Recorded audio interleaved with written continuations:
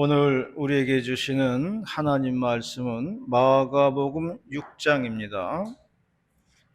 마가복음 6장 35절에서 46절 말씀까지 한 절씩 교독을 하시겠습니다. 마가복음 6장 35절에서 46절 말씀입니다. 때가 저물어 가매 제자들이 예수께 나와 여짜오되 이곳은 빈들이요 날도 저물어 가니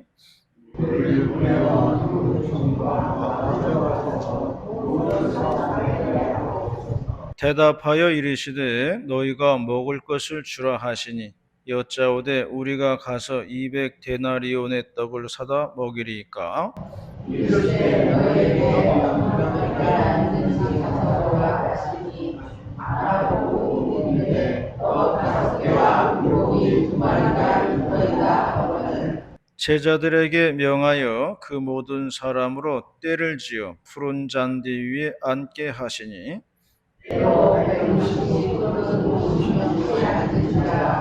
예수께서 떡 5개와 물고기 2마리를 가지사 하늘을 우러러 축사하시고 떡을 떼어 제자들에게 주어 사람들에게 나누어 주게 하시고 또 물고기 2마리도 모든 사람에게 나누시매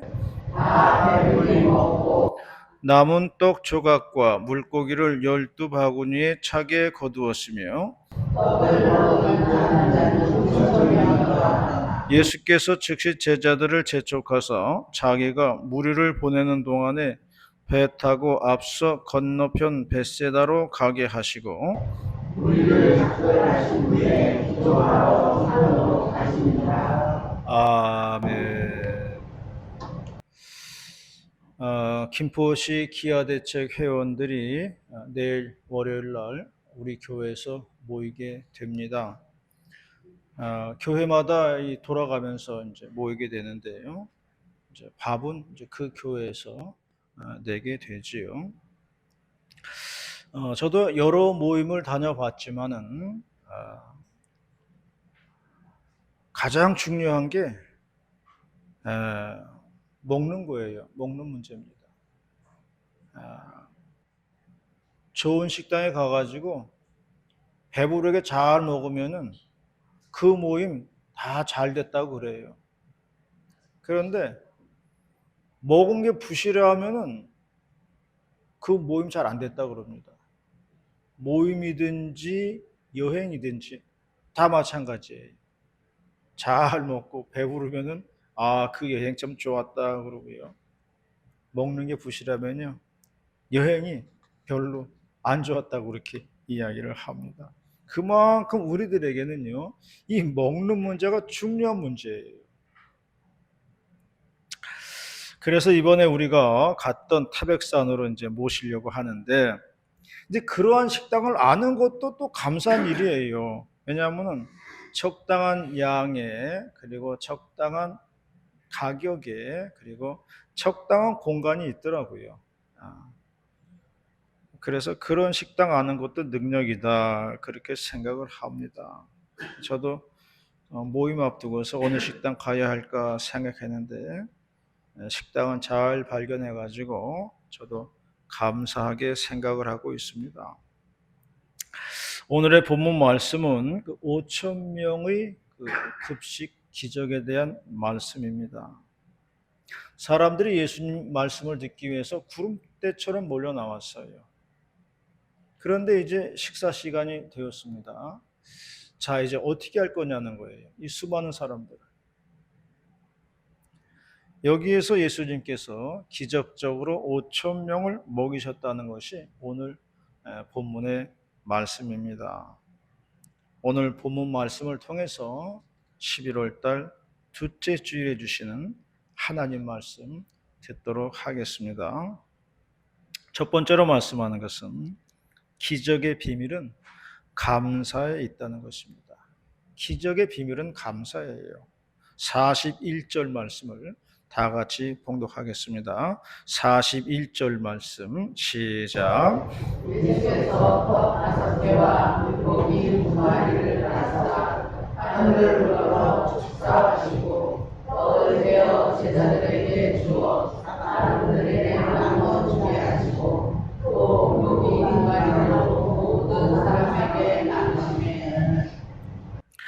사람들이 대단히 많이 모였습니다. 그런데 가진 것은 물고기 2마리와 떡 5덩어리였다고 했습니다. 그래서 제자들이 가진 게 부족하니까 다 집으로 돌아가게 해서 먹게 하자는 거였어요. 이러한 제자들의 방법을 나무라고 할 수는 없어요. 당연한 결정이라고 생각을 합니다. 그런데 예수님은 한 걸음 더 나아가셨어요. 그래서 우리가 가지고 있는 물고기 2마리하고 5개의 떡덩이를 감사하자는 거예요. 문제를 해결하기에는 턱없이 적은 양입니다. 그러나 기적의 비밀은요, 내가 가지고 있는 것에 감사하는 것에서부터 기적은 출발을 하는 거예요. 요즘 연일 뉴스에 남현희 사건 계속 나오고 있는데요. 오병이어를 가지고 감사하며 살았으면 아무 문제가 없었는데 너무 허황된 것, 그런 사치에 눈이 멀어가지고 현실 파악을 못했어요. 자신의 그 경력으로 얼마든지 충분히 먹고 살 수 있는데도 자기 손에 있는 거를 소홀히 여기고 환상 속에서 뚱구름을 잡은 거예요. 그러다가 이 모양 이 지경이 된 거죠. 우리에게 많은 것을 교훈해 주고 있습니다.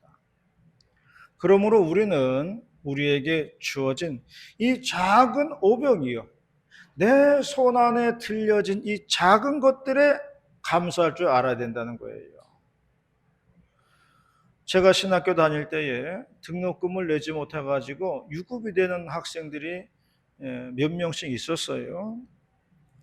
다들 어려운 가운데 공부하는 사람들이에요. 그래서 이게 한 학기 한 학기 공부할 때마다 이 등록금 문제가 이게 보통 일이 아니에요. 저도 졸업한 게 신기하더라고요. 어떻게 졸업했나 모르겠어요. 그래서 이제 학급 회의를 했습니다. 어떻게 할 거냐는 거죠. 네, 같은 학원인데도 이제 같은 반이니까 모른 척할 수도 없다는 거죠. 그래서 십시일반으로 이제 헌금을 했어요. 근데 다 뻔한 사람들이죠. 얼마나 나왔겠어요. 뻔한 신학생들인데.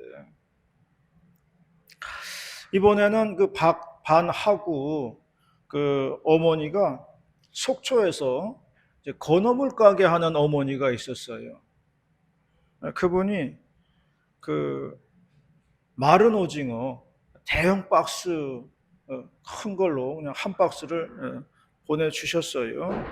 그래서 임원들이 그걸 들고 다니면서 이제 동문 선배들한테 가서 파는 거예요.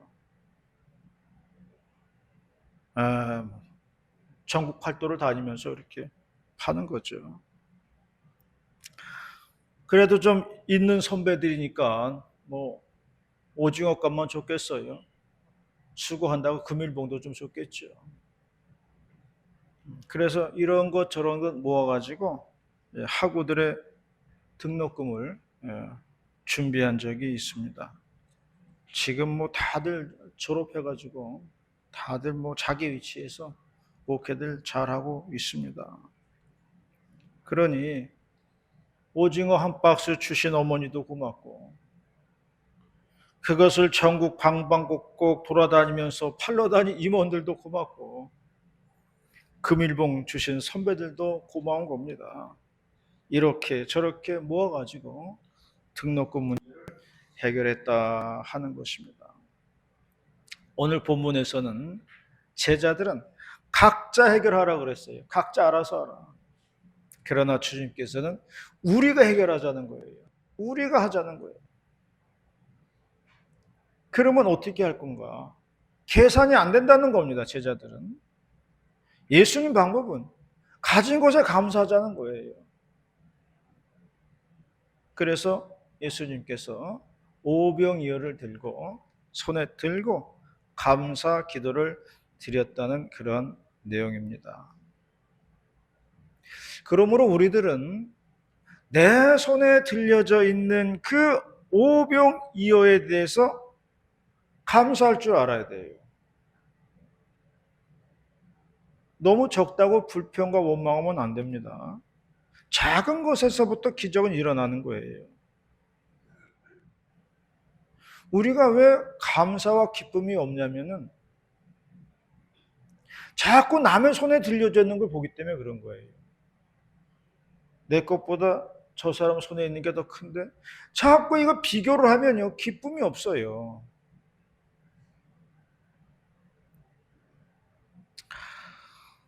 하나님은 공평하신 하나님이라 그랬습니다. 그러므로 어떤 상황 속에서도 다 감사할 게 있는 거예요. 해가 지고 밤이 되면요 하나 둘씩 별들이 빛을 발합니다. 그러나 낮에도 별은 그 자리에 있는 거예요. 다만 우리가 눈에 보이지 않아서 그렇지요. 세상이 어두워지면은 그때는 이제 별이 반짝반짝 빛을 내는 겁니다. 우리들의 이 평범한 일상들.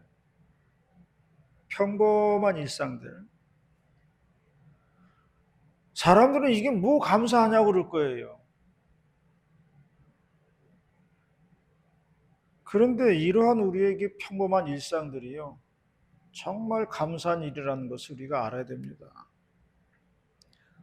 예전에 제가 이 한쪽 팔이 마비가 돼가지고요.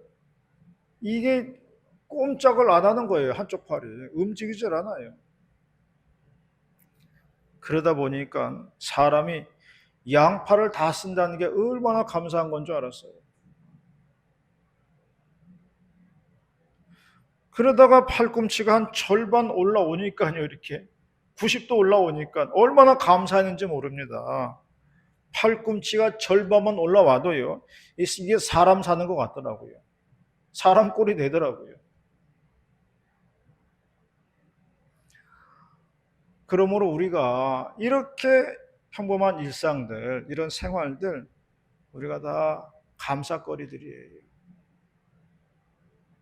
서양 속담에 이런 말이 있습니다. 내 손 안에 있는 한 마리의 새가 숲속에 있는 10마리의 새보다 낫다. 그런 말이 있어요. 내 안에서 감사거리를 찾아야 돼요. 남의 손에 들려진 거 보면은 내 인생이 피곤해요. 기쁨이 없어요. 그래서 다른 사람 손 볼 게 아니라 내 손에 있는 것을 보시기를 바랍니다. 하나님은 공평하신 분입니다. 어느 상황 속에서도 감사거리를 내 인생 속에 숨겨 놓으시는 거예요. 잘 찾고 잘 발견하여 감사하는 인생으로 사시는 저와 여러분이 되시기를 바라겠습니다. 두 번째로 말씀하는 것은 기적은 비밀스럽게 이루어진다는 것입니다.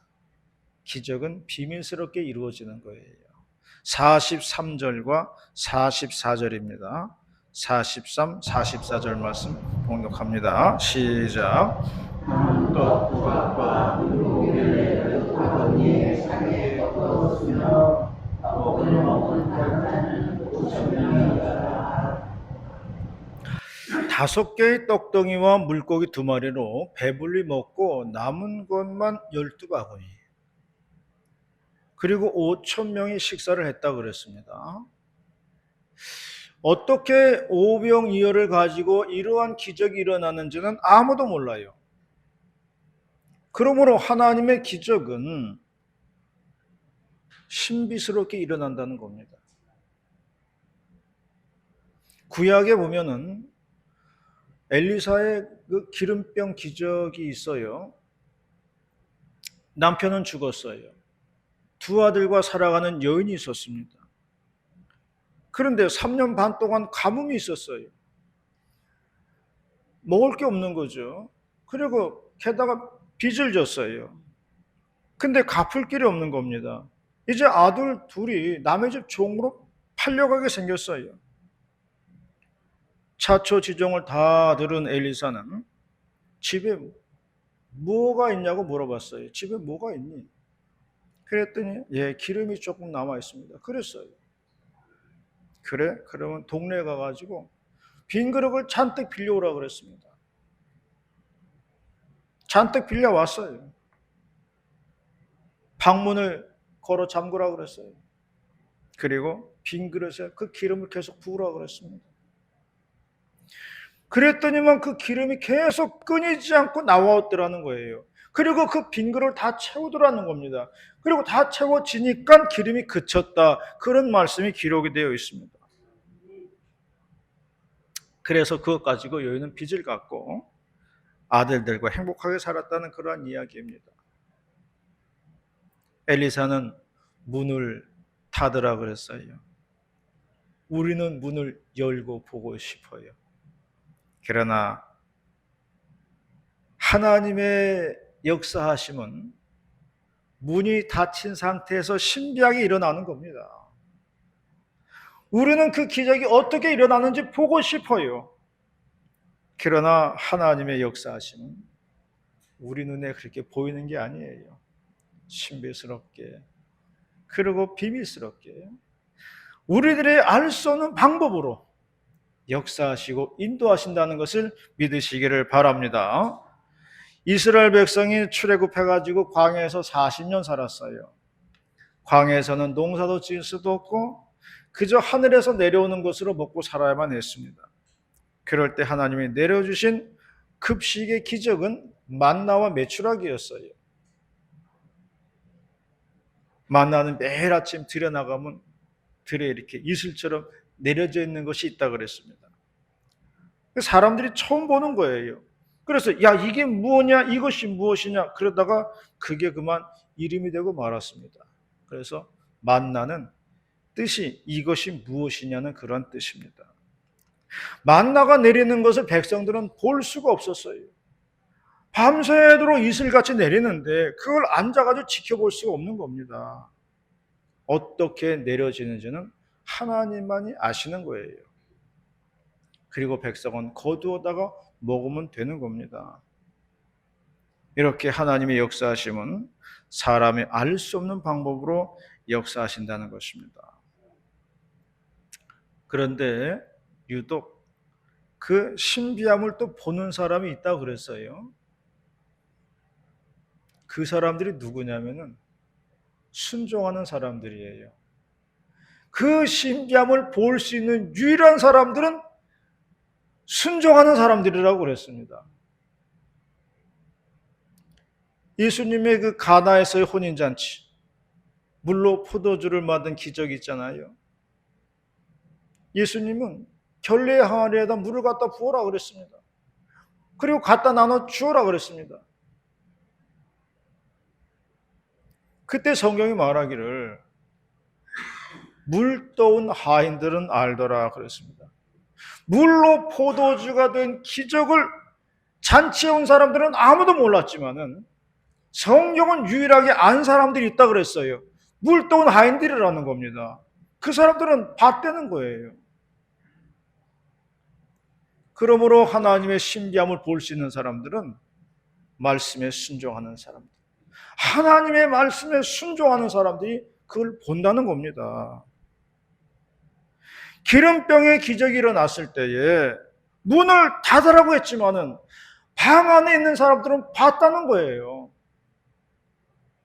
밖에 있는 사람은 못 봤겠지만은 기름 따는 그 엄마하고 두 아들은 봤다는 겁니다. 빌려오라고 했을 때에 동네 나가서 다 빌려오는 그 순종, 부으라고 했을 때에 그 붓는 그 순종이 있었기 때문에 기름병의 기적을 보는 겁니다. 결국 하나님의 신비한 기적을 보는 사람들은 말씀에 순종하는 사람들이라는 것을 말해주고 있습니다. 말씀에 순종하는 사람들, 하나님의 신비를 보게 되는 겁니다. 말씀을 따르는 자, 말씀에 순종하는 자들, 하나님의 기적을 본다는 것을 믿으시기를 바랍니다. 우리 모두 다 말씀에 순종하여 하나님의 기적을 체험하는 우리 모두가 되시기를 바라겠습니다. 마지막 세 번째로 말씀하는 것은 기적의 비밀은 기도에 있다는 것이에요. 기적의 비밀은 기도예요. 46절 말씀 다 같이 봉독합니다. 46절 말씀 시작.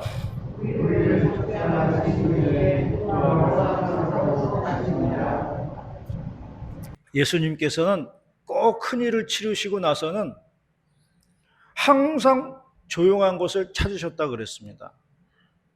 주로 산으로 가셨어요. 산으로 가셔가지고 기도하셨다 그랬습니다. 산 기도를 하신 거예요. 구약에서도 보면요, 산은 하나님을 만나는 장소로 사용되어졌어요. 하나님을 만나는 장소가 산이었어요. 그래서 모세가 십계명을 받은 장소도 시내산이잖아요. 산에서 받은 거예요. 그래서 구약에서는 산이라고 하는 것은 하나님을 만나는 장소였습니다. 예전에 우리나라 교인들도 산기도 많이 다녔어요. 그래서 그런 연관이 또 있는 거예요. 산기도 많이 다녔습니다. 70년대, 80년대만 해도요, 삼가산에 기도를 많이 다녔습니다. 기도원들마다 부흥했죠. 또 기도원들마다 다 산에 있잖아요. 삼각산이다, 삼각산 기도원이다, 하늘산 기도원이다, 천마산 기도원이다, 다 산에 들어가 있습니다. 요즘은 하도 산 기도를 안 가니까 하나님도 재미가 없으신지 심심해 하시는 것 같더라고요. 그래도 이렇게 산에서 하나님 만날 때 한국교회가 가장 뜨거웠던 그런 시기였어요. 정말 뜨거운 부흥의 시기였죠. 산기도 하던 시절이. 제가 한 10년 전쯤에 옛 추억이 한번 생각이 나가지고 삼각산에 한번 올라가 봤어요. 기도원에 한번 가봤더니만 그 산 위에 올라가지 못하도록 펜스를 쳐놨더라고요. 철조망을 쳐놨어요. 입산 금지라고 그러더라고요. 하도 밤마다 소리 지르고 그러니까, 하도 밤마다 소리 지르고 기도하니까 입산 금지를 했더라고요. 올라가지 못하도록. 그리고 또 자연 보호도 해야 된다고 그러고, 또 안전해야 되니까 또 올라가지 못하도록 그렇게 해놨습니다. 어쨌든 그러면서 서서히 이제 산기도가 쇠퇴하기 시작을 한 거죠. 그런데 중요한 것은요, 산에 올라가는 것보다도 기도의 효과는 여전하다는 겁니다. 기도의 효과가 달라진 건 없어요. 똑같은 거예요. 기도의 효과는 오늘도 여전합니다. 엘리사의 시절이나 지금이나 기도의 효과는 여전한 거예요. 여러분, 그러므로 기도밖에는 길이 없다는 것을 믿으시기를 바랍니다. 기도는 우리의 무기라 그랬어요. 우리의 유일한 무기는 기도밖에 없는 거예요. 기도는 우리가 하나님을 만나는 방법이고요. 우리가 기도를 통해서 주님을 의지하는 겁니다. 나는 연약하지만 주의 힘은 강하다. 이걸 믿는 게 기도예요. 19세기 말에 미국에 골드러시가 있었습니다. 이 황금, 금광을 캐는 그런 열풍이 일던 시기가 있었다고 그래요. 그래서 너도 나도 서부로 이제 몰려들게 되었는데요. 그 중에 한 청년도 황금을 좀 발굴해가지고 부자가 좀 되자 해가지고 꿈을 안고 서부로 향했습니다. 그런데 너무 늦었어요. 막차를 탄 거죠. 그래서 너무 늦게 왔구나. 그렇게 이제 후회를 했는데, 다른 사람들이 다 찾아가고 했다는 거죠. 절망하던 그 청년이 보니까 그 많은 사람들이 옷과 음식과 숙소가 필요하다는 것을 알게 되었어요. 그래서 금을 캐는 것은 좀 놔두고 대신에 생활 필수품을 파는 상점을 했다는 거예요. 그리고 보니까 금을 캐는 사람들이 매일 험한 일을 하니까 이게 튼튼한 작업복이 필요하더라는 거예요. 그래서 청년이 청바지를 만들어서 팔았다는 겁니다.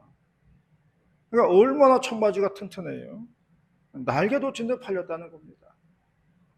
그래서 그 사람이 돈을 벌어가지고 의류회사를 차리게 되었는데 이게 바로 리바이스 청바지의 시초라는 겁니다. 낙심과 절망 속에서도 기도하면은 길이 보이는 거예요. 길이 열리는 겁니다. 예수님과 제자들이 변화산에서 내려왔을 때 산 아래에는 실패한 제자들이 있었어요.